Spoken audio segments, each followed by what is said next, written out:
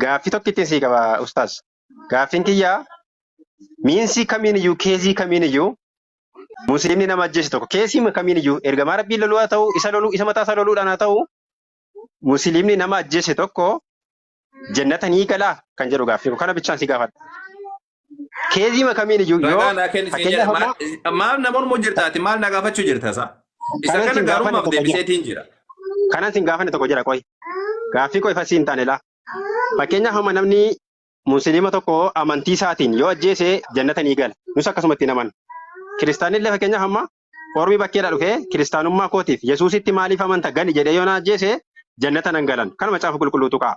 Kana sin gaafanne kanan si gaafadhe garuu keezii kamiin iyyuu miinsi kamiin iyyuu namni amantii islaamaa hordofu tokko yoo nama ajjeese jannata galuu ni danda'a gaaffiin koo. Maal gaafii gaafattasa?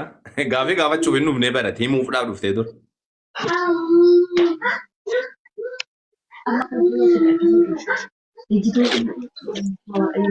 Ajjeesa jannata galaa ka jedhu yoo jiraate naa kenni duratti amma namoonni mitee barate. Waan gaarummaadhaaf hogguu an deebisee fi wanti ati gaarummaaf deebise sun sirrii miti naan jettee bar. Ragaa naa kenni siin jechuun jiraan. Maaf nagaa fattaa deebiteeti? Ragaa naa kenni yoo. Ragaa nama fide kun isa dhabar. Ragaa nama fide kun. Ragaa kamiin mee gaarummaa murteesseeti? Gaarummaa murteessi mee? Firisa wannichi amma inni naa deebisan illee kanan fudhe yaadama namni ittiin amantii walii magballeessinatti fakkaata yoo jiraate ani illee akka isaan irraa baafachuu barbaade inni illee akka jedhee awwalillee maal jedhee amantii keef yoo dursite yookaan immoo amantii keef yoo bakka kennite amantii sanaaf fakkeenyaaf namni amantii keessarraa balleessa wali kiristaanoo ta'e amantii kee kiristaana sun baduu qaba lafarraa jedhee sirratti duule sarara ofirraa dhorkuun dirqama akka jedhutti deebisen. Fakkeenyaaf musliima irratti yoo akkasee warra lola walitti qabnu lolla malee nuti ajjeesi jannata seenta ka jedhutu jiraa jedhe injiru jedhe akkanumatti haa darbinu garuu akkas natti fakkaatan akkati wantoota garuu hawaasa keessatti faca'ee jira waan si gaafadhaan bakka amma si dubbifne kana irratti amma si dubbise afaan oromootiin si dubbiseen bakka dubbifne kana irratti ajjeesi jannata seena ka jedhu jira firiin.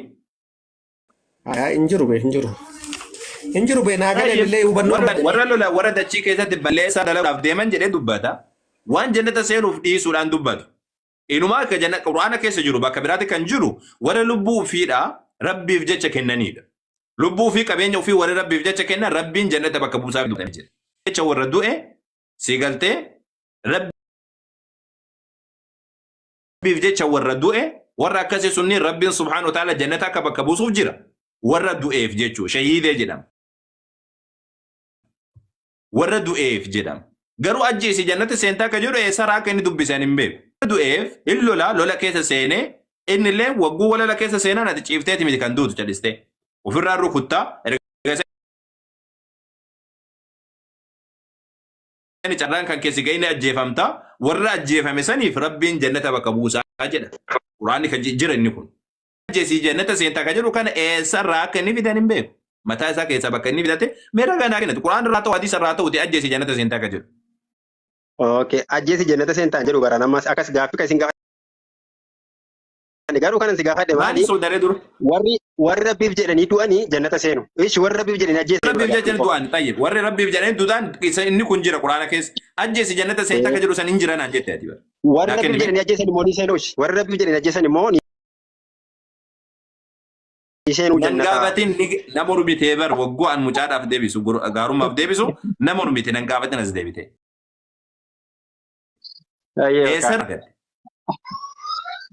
Bakka deebichi xiqqoo ishee ulfaata yoo ta'e darbuu dandeenya rakkoon hin jiru. Ulfaadhaa marii gaarii goonee. Maal deebii gaafina gaafachuu jirta asaati himatti jirta nama urmite. Umurree bakka umurree. Naa kenni malee argaa maal umurtasaa? Naa kenni siin jechuu jira maaltu umurte? Eessatti umurtasaa? Maaltu murta naa kenni ragaa siin jechuu jira? Hin jira naan jette ragaa naa kenni siin jechuu jira? Suuraa shanii amma sodomii gaarummaa ragaa gaafadhu adaraa kan keedha. Xumurree jedha isaa osoo maal waan qabuudhatti ragaa naa kenni siin jechuu jira xumurree eessaasaa? Anillee odeessa malee waan sirriillee odeeffannoo ragaa akkasiillee sagallachuu kennuu danda'u. Kabiraan immoo yoo firas yoo jiraatanis gareen keessi deeggaruu danda'u. Doorsisni wayii tokko jira wangeela keessa yeroo baay'ee si doorsisa. Yoo kana gochuu baddaa akka bidda oobdii gubattee baddaa Yoo abboomamuu baatte hin baddaa fakkeenyaaf Qorontoos tokkoffaa natti fakkaata. Tokkoffaa lakkoofsa jaarratti natti fakkaata. Sababa jedha sababa waan hundumaatiif dheekkamsa akkasii isinitti dhufa. Osoo achiin cehin gaarummaa bakka biraatti ceesisuu jirta. Anillee ni kaa'ameen deebi'a booda irratti firiin atuuyyuu gaafadhuti ragaa kennii jedhiin. Gaafii an sii deebisee sanii waggoota na gaafatti sii deebisee gaafii deebii ati deebisee sirrii miti naan jedhe. Quraana keessatti ajjeesi jannata seenta ka jedhu jira naan jedhe. Ragaa na gaafadhu kun adaraa kan waan qabu natti fakkaatu waa'ee jecha malee hawaasa keessatti waan jiruu fi waan jirullee natti fakkaatu tarii warri kaayyuu qabaatan gaariidha. Ragaan suni anamanne ragaa qaba jedhee kan si fiduu danda'u Quraana keessaallee Wangeela keessaallee waan ati fiduu dandeessu isatu ragaa qabaa naan jedhee bar. Isatu ragaa qabaa deebii sansibiin deebifne naan jedhe na harkatti qabe. Tayyib yoo ragaa qabaate naa kennume. Abdii jirta abdii xiqqoo seen deebi'a tole. Abdii bakka. Ayya xiqqoo see afursiisiin hin deebi'a. Waan siin ragaa barbaadu la jarri amma jarri yeroo baay'ee nama hordofa waan ta'eef. Ati dhaggeeffadhu mee gaaruma yaadi koo maali beekaa? Ilaa yeroo takka firiisaati yeroo takka akki gootu gaarummaanis obboleessa keenya atillee akkasuma maqa balleessii dhiisiiti yoo ragaa qabaatte ragaa nu kenna. Bakka kanatti akkas jedhaa jedhiin maaliif jennaan innillee waa baratuu barbaada. Nutillee waa baratuu barbaadna. Namoonni 1,100 bakka kana jiranillee waa baratuu barbaadan. Sababii kanaatiif jecha ragaa nuu kenniiti rabbii jedhiin hundamaasiin ragaan maallaqa si kadhataa hin jirru sii galee maallaqa nuu kennisiin jechaa hin jirru.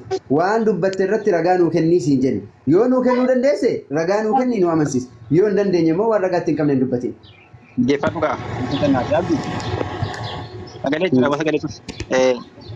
Suuraa 5:43 irratti miindaan warra rabbii ergamaa isaatiin lolanii miila irraa ciruudha ajjeesuudha jedha. Ajjeesuudha erga jedhee inni ajjeesu sun jannata ni galaadha. Ajjeesuudha miila irraa ciruudha jedhaa miti. Ragaan kan sanarran deebiin. Quraana keessatti takkaatee sitti sanarran deebiin ajjeesuudha jedha yeroo dheeraarra fudhatanii.